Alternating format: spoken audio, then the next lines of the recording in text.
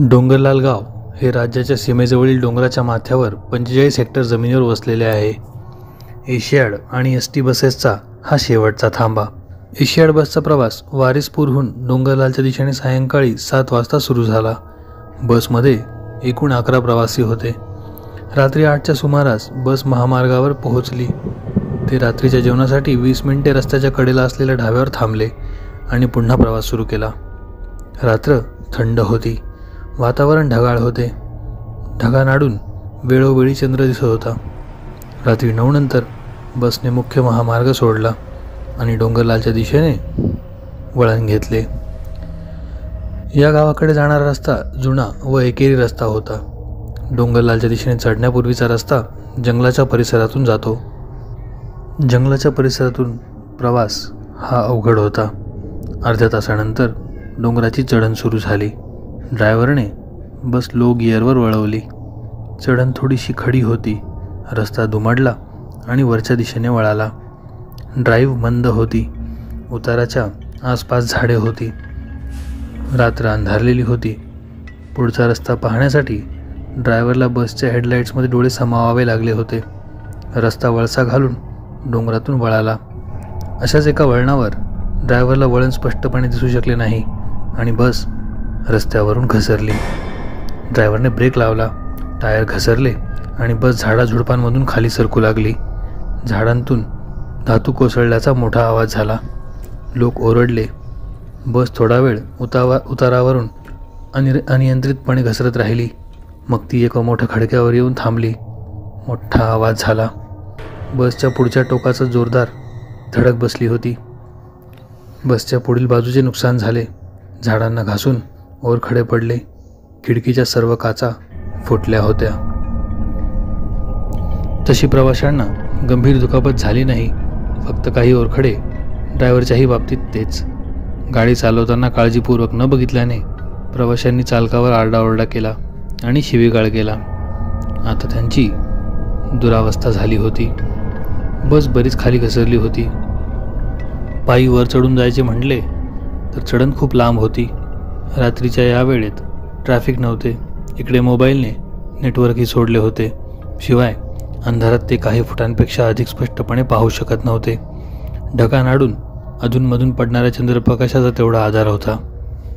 Driver खिन्न मनाने त्याच्या सीटवरून उठला आणि पॅसेंजर्सच्या एरियात आला. पहिल्या पॅसेंजरच्या सीटच्या डोक्यावर असलेल्या फर्स्ट एड टूल किटमधून त्याने किट काढली.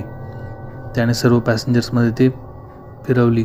सर्वांनी आपापले प्राथमिक उपचार त्यातून करून घेतले.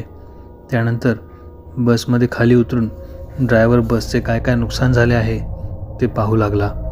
ते सर्व पाहून बसमध्ये चढत असताना अचानक ड्रायव्हर ओरडला. एका बिबट्याने ड्रायव्हरचा पाय धरला होता.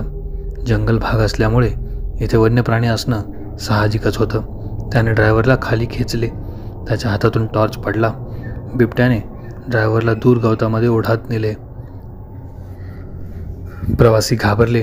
त्यांनी बिबट्याला घाबरवण्यासाठी मोठ्या मोठ्याने आरडाओरडा आणि किंकाळ्या फोडल्या, पण त्याच्यावर काहीच प्रभाव झाला नाही.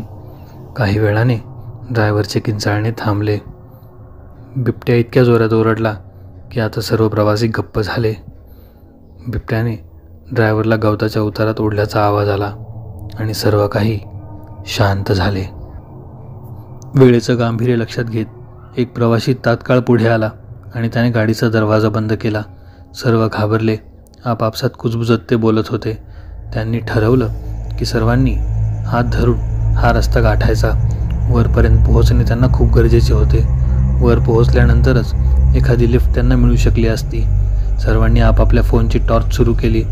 त्यांना असे वाटत होते की आपण जर सर्वजण एकसोबत राहिलो तर बहुधा बिबट्या आपल्यावर हल्ला करणार नाही.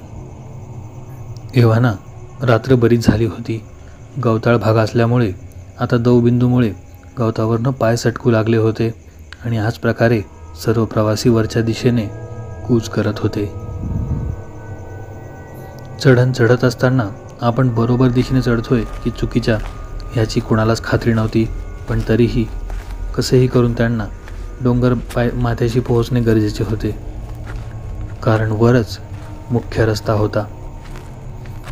ते 11 प्रवासी ह्या जंगलात चालत होते. अचानक जो प्रवासी सगळ्यात मागे होता त्याची किंचाळी सर्वांना ऐकू आली. सर्वांनी मागे वळून पाहिले आणि सर्वांचे अंग शहारले. मागे एक काळी शार आकृती उभी होती. तिने त्या एका प्रवाशाला धरले होते. त्या आकृतीचे डोळे चमकत होते आणि तिचे फक्त ते लाल चमकणारे डोळेच होते जे सर्व प्रवाशांना दिसत होते. बाकी संपूर्णपणे काळ्या केसांनी आच्छादलेली ती आकृती कुणालाही नीट ओळखू येत नव्हती. ती आकृती त्या प्रवाशाच्या नरडीचा घोट घेत होती. काही क्षणात त्या प्रवाशाची किंकाळी हळूहळू शमली आणि अंधारात सर्व काही शांत झाले. एक प्रवासी या सर्वांपासून दूर पळण्याचा प्रयत्न करू लागला. तेव्हा एक जण ओरडला, पळू नकोस, एकटा जाशील तर लवकर मरशील, एकत्र राहा. तो प्रवासी पुन्हा परत आला. आजूबाजूला मोबाईलची टॉर्च चमकवली आणि पुन्हा सर्वजण एकत्र जमले. हे सर्व काय झालंय आणि आता काय करायचं याचं उत्तर कोणाकडेच नव्हतं. आत्ताच त्यांनी एक प्रवासी गमावला होता. त्याचबरोबर बिबट्याने ड्रायव्हरलाही संपवले होते. पण जो प्रवासी आत्ता गमावला गेला होता त्याला नेमकं संपवलंय कोणी हेच समजत नव्हतं. माणसासारखं दिसणारं काहीतरी या जंगलामध्ये आहे हे मात्र नक्की होतं. एका प्रवाशाने पुन्हा सर्व डोके मोजले तर ते आता 10 जण उरले होते. त्यांनी पुन्हा बसकडे जाण्याचा प्रयत्न करण्याचं ठरवलं आणि ते बसच्या दिशेने पुन्हा जाऊन बसले. त्यांना असं वाटले की आपण जर पुन्हा बसमध्ये जाऊन बसलो तर आपण सुरक्षित राहू. सर्वांनी ठरवले होते की उजेडापर्यंत सर्वांनी बसमध्येच थांबायचे. बसच्या दिशेने जात असताना त्यांना अचानकच इंधनाचा वास येऊ लागला. त्यांना समजले की याच दिशेने कुठेतरी बस आहे. ते जसे बसच्या जवळ गेले तसे त्यांनी पाहिले की एक केसाळ आकृती समोर उभी होती. एखाद्या लांडग्याप्रमाणे दिसणारी ती आकृती 2 पायांवर उभी होती. सर्वांना कळून चुकले की हा एक नरभक्षक आहे.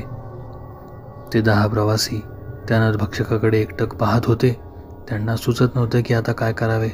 तो नरभक्षक एक एक पाऊल त्यांच्या जवळ येत होता. तेवढ्यात एका प्रवाशाने असं काहीतरी केलं जे त्याने करायला नको होतं. त्याने जवळ असलेल्या एक मोठा दगड हातात घेऊन त्या प्राण्याच्या दिशेने भिरकावला. तो दगड सरळ त्याच्या छातीवर जाऊन लागला आणि एक मोठी किंकाळी त्या प्राण्याने फोडली. त्या प्रवाशाच्या या मूर्खपणावर सर्वजण चिडले होते आणि सर्वांना माहीत होतं की आता काहीतरी अघटित घडणार आहे. त्या नरभक्षकाने त्या माणसावर झडप घेतली आणि त्याच्या गालावर एक जोराचा पंजा मारला आणि त्याच्या मानेवर त्याने आपले सुळे रुतवले आणि एक जीवघेणी किंकाळी संपूर्ण परिसरात पसरली. सर्व प्रवाशांना आता कळून चुकले होते की हा नरभक्षक सहजपणे आता आपली शिकार करू शकतो. दुसऱ्या दिवशी सकाळी त्या हरवलेल्या बसचा शोध घेत पोलीस जंगलामध्ये फिरू लागले. सलग 2 दिवस त्यांचे ऑपरेशन सुरू होते आणि शेवटी त्यांना काही प्रवासी जंगलामध्ये आढळले. जेव्हा त्या प्रवाशांकडे विचारपूस करण्यात आली तेव्हा ते एखाद्या मानसिक रोगाप्रमाणे बोलू लागले आणि त्यांनी काही नरभक्षक जंगलामध्ये फिरताना पाहिले आहेत असं सांगू लागले. पण ह्या सर्व गोष्टींवर विश्वास ठेवणे पोलिसांसाठी अशक्य होते. पोलिसांनी आपले सर्च सुरूच ठेवले आणि ते त्यांनी सांगितलेल्या त्या नरभक्षकांचा शोध जंगलामध्ये घेत होते. काही दिवस असेच गेले. त्या जंगलामध्ये पोलिसांना काही मानवी हाडाचे सांगाडे सापडले होते. यावरून हे सिद्ध होते की कोणीतरी या माणसांना संपवले आहे, कारण 2-3 दिवसामध्ये कोणत्याही मानवाच्या शरीराचा सांगाडा होणे शक्य नाही. बहुधा हे खरंच एखाद्या नरभक्षकाचे काम आहे असे पोलिसांनाही वाटू लागले. शेवटी पोलिसांनी आपले काही पोलीस डॉग्स त्या जंगलामध्ये सोडले. शेवटी त्या कुत्र्यांनी नरभक्षकाच्या 2 पिल्लांचा शोध घेतला. 2 लहान लहान मुलं त्यांना दिसले जे शरीराने अजिबात मानव वाटत नव्हते. फक्त ते 2 पायावर चालत होते, पण ते जणू 2 लांडगेच होते. पोलिसांनी त्यांच्यावर गोळीबार केला आणि ते 2 पिल्ले संपवले. जेव्हा शास्त्रज्ञांनी त्या सर्व पिल्लांवर रिसर्च केली तेव्हा त्यांना समजले की जरी हे मानवाप्रमाणे दिसत आहेत तरी हे मनुष्य नाही. त्यांच्या प्रजातीची कुठलीही खूण शास्त्रज्ञ सापडू शकले नाही. शेवटी सरकारने या सर्व गोष्टीला गुपित ठेवण्याचे ठरवले. 3-4 दिवसानंतर वृत्तपत्रात एक बातमी आली. मृत प्रवासी आणि ड्रायव्हरची बातमी आली. बातमीत असेही म्हटले होते की बेपत्ता प्रवासी सापडले आहेत आणि स्थानिक रुग्णालयात त्यांना दाखल करण्यात आले आहे आणि त्यांना मानसिक जबर धक्का बसला आहे. परंतु त्या 3 नरभक्षकांबद्दल आणि कुठल्याही इतर गोष्टींबद्दल वृत्तपत्रात काहीही लिहिले नव्हते. खरी गोष्ट जनतेला कधी कळूच शकली नाही. प्रवासीसुद्धा त्याबद्दल गप्प आहेत. पण आता ही गोष्ट तुम्हाला नक्कीच माहीत आहे.